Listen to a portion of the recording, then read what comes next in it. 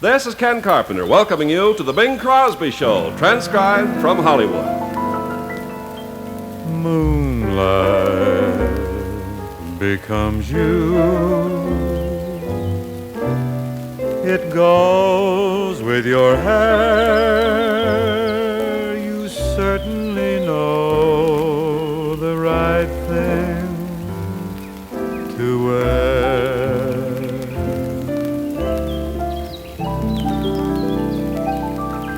Good evening, ladies and gentlemen. Warmest greetings to all. This is Bing Crosby. I suppose about the most successful record I ever made was a lively thing from the picture Birth of the Blues. It's called Wait Till the Sun Shines, Nellie. Doubtless the success of this disc was largely attributable to the fact that, I was successful in wheedling Mary Martin into teaming up with me, and it was Joe Lilly's great arrangement.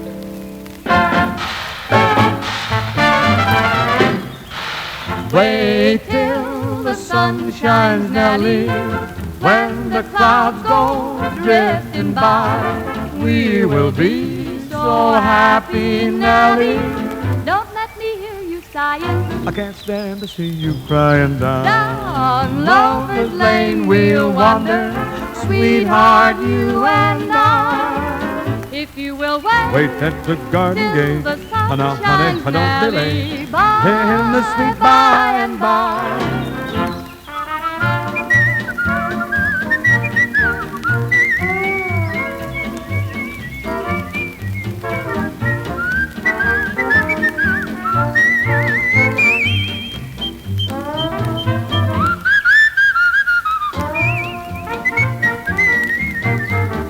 Oh, say, things are gonna be okay in the sweet, sweet by and by.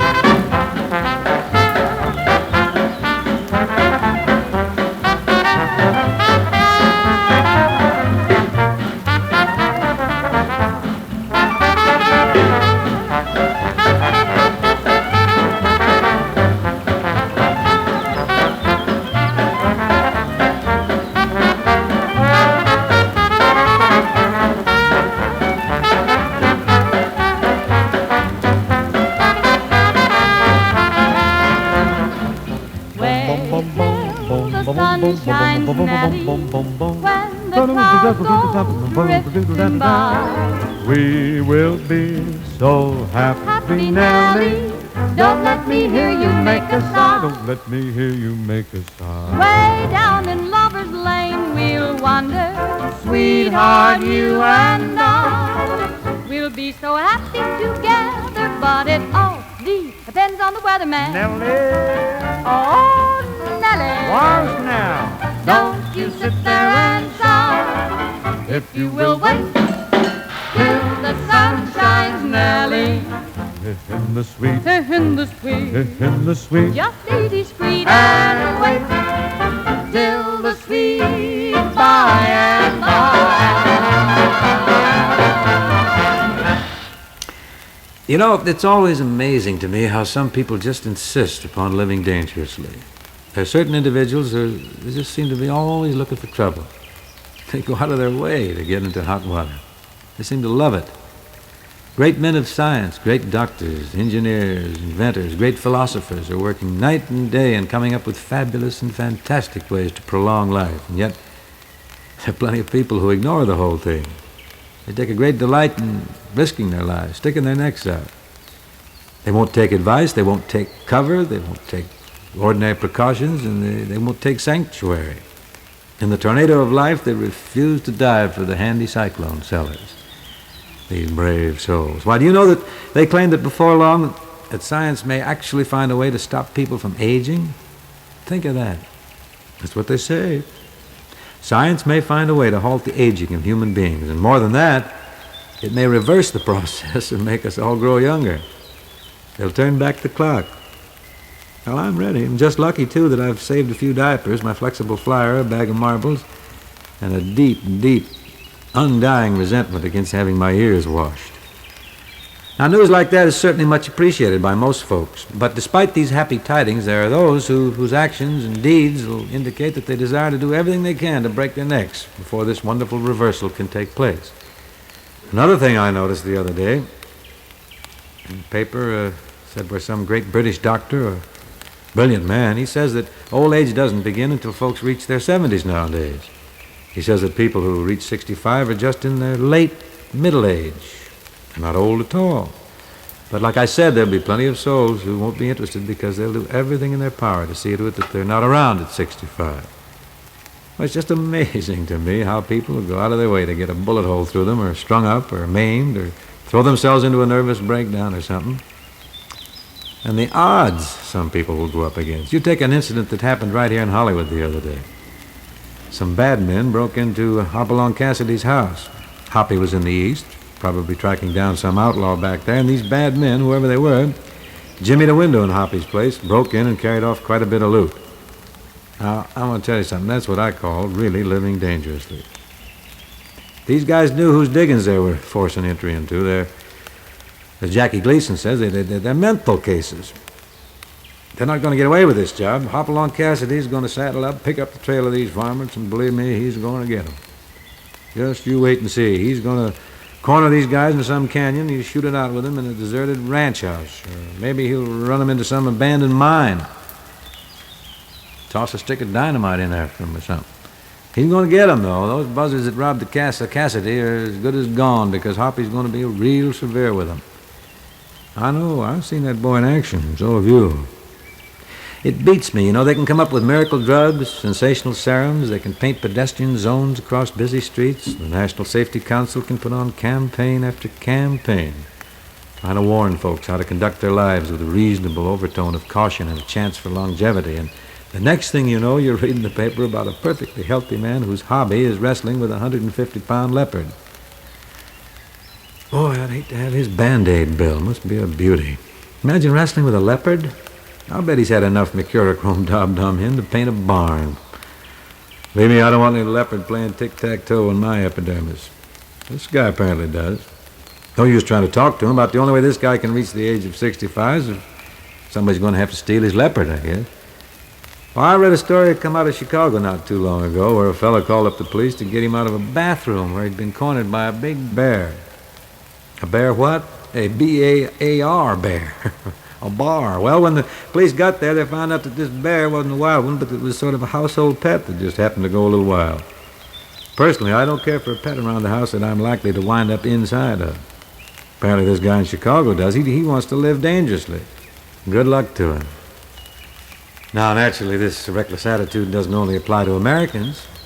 Just to skip lightly across the pond, I read about a fellow over in Spain who works in a circus as a human cannonball. Now, being a human cannonball is dangerous enough, but this fella has his wife firing the cannon. And she's real careless, too. Besides that, her aim is pretty poor. So bad that in the last few years, this cannonball has been in the hospital 17 times. Recently, she fired her husband out of the cannon, and her aim was so bad, dropped him right in a lion's cage. Now, this fella, to me, is not only living dangerously, but he's also a guy who can't take a hint.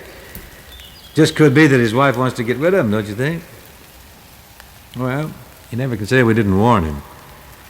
Another fellow who's living on borrowed time, I think, is a restaurant proprietor by name Jean Dubai, who lives in Limoges, France. According to Life magazine, Jean has a pet wild boar named Arthur, who now weighs about 150 pounds. Dubai calls Arthur mon petit cher. And the wild boar often goes for a romp in the country with his master. There he charges fiercely, but unlike his wild forebears, turns meekly aside at the last moment. I'd like to lay about 8-1 that this Frenchman winds up with a broken leg or two before the summer's gone. That's a fair price, isn't it? And it just ain't natural to have a wild boar follow you around like a dog. Personally, if I ever see one of those long-snouted, 11-hoofed battering rams headed my way, even in fun, I think I'm going to shinny up the nearest tree or climb up a friend or anything that's handy. I really think if 150 pounds of tusk, bristle, and prehistoric pig was snorting my way, I could climb up a rope and disappear like an Indian faker. I'll say one thing, though, about having a wild boar for a pet. There's nothing dull about it. Got to keep a fellow on the qui-vive. It's not boring.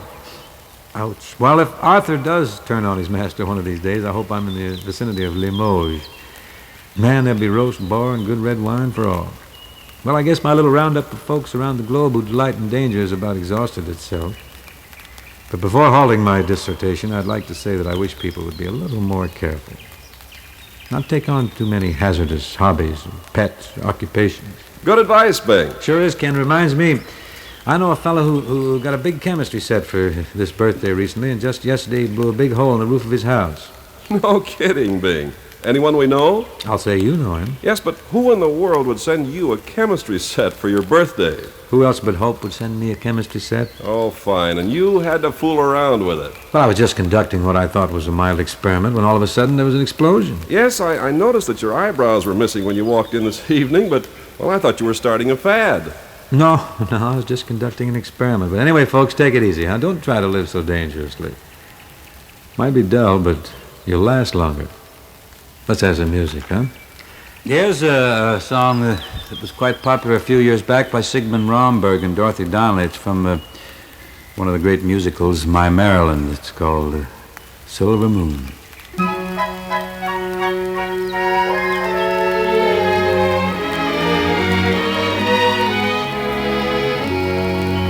The same silver moon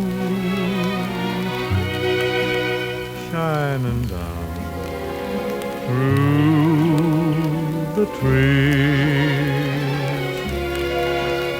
We've the same night in June. We've the same sweet breeze when we are apart. We've the same stars above. I have your faithful heart. You're the one I love.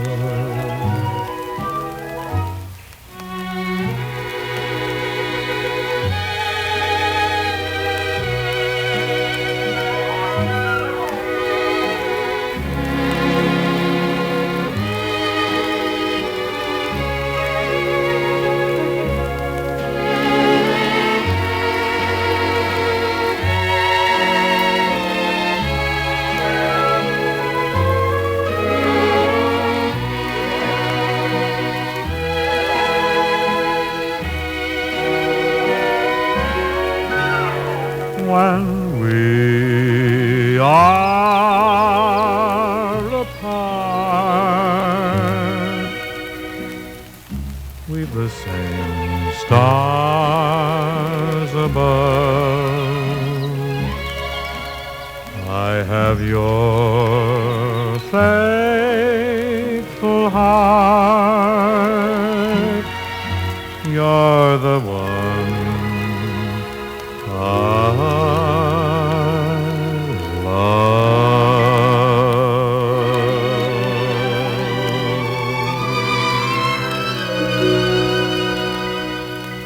Good night, and thanks very much. Be sure to hear Bing Crosby again tomorrow night, transcribed from Hollywood.